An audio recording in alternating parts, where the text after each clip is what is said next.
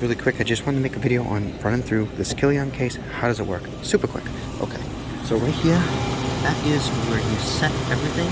That's not the controller, that's just the screen for the controller. Okay, so that is set to a set point, okay, that you can set it to, so let's say 28 degrees or something, whatever it is, right?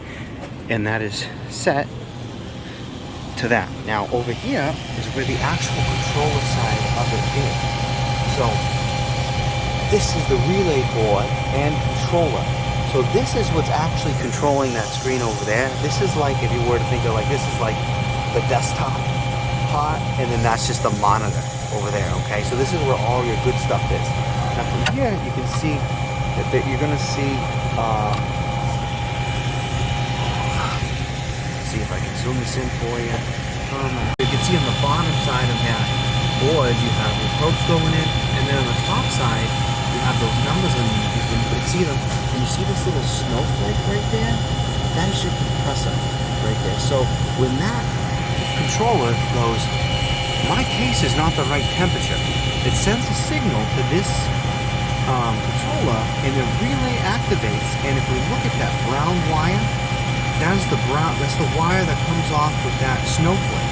That brown wire goes in that terminal box and goes in the front terminal box of that compressor. Now if you look in there, you can see that that brown wire connects to a black wire via those connection terminals, and that black wire will go someplace else. So that black wire will actually come all the way back here through the bottom of here and plug into the bottom of this pressure control. So what this pressure control does is this pressure control looks at the compressor and it says, okay, if this is above 55 psi, I will turn on. All the way down to 20 psi, I will turn on, right? So that controller gives power to the pressure control, okay? And the compressor control goes, am I at a pressure to turn on?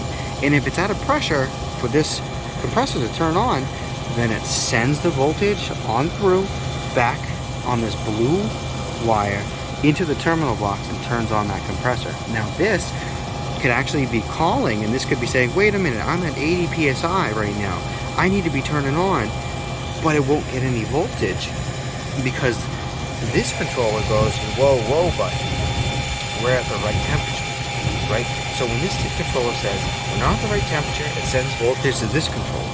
And then when this controller says we're not at the right pressure, it sends the command to the compressor to turn on that blue wire, and we'll go look at that really quick. In that blue wire, you see next over there. It's kind of hard to see. Oh, I can zoom in, turn on my light. So it actually connects to one of the terminals on the compressor. It's very hard to see. I can't really do much better than this. But so it goes in there and it runs the compressor. This controller up front doesn't really have too many safeties. So one of the safeties that it has is at some units you're going to see a little bulb here, and maybe I'll make a video on those when I see it, like a little bulb.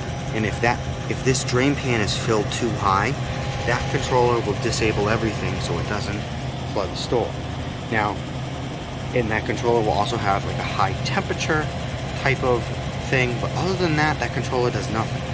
This controller has a probe on the discharge right here, or in this case it has a probe on the discharge, that's the temperature, and then in other cases it'll actually have a pressure transducer like that. I just have to change out this controller because the old one was bad, so now it has a temperature sensor and a pressure transducer here. So this controller will actually go off on high pressure or low pressure, whether or not this condenser is clogged, and so on and so forth. So yeah, that's just kind of a basic overview of the whole system. Hope that helps. Yeah, like, subscribe, and all that stuff.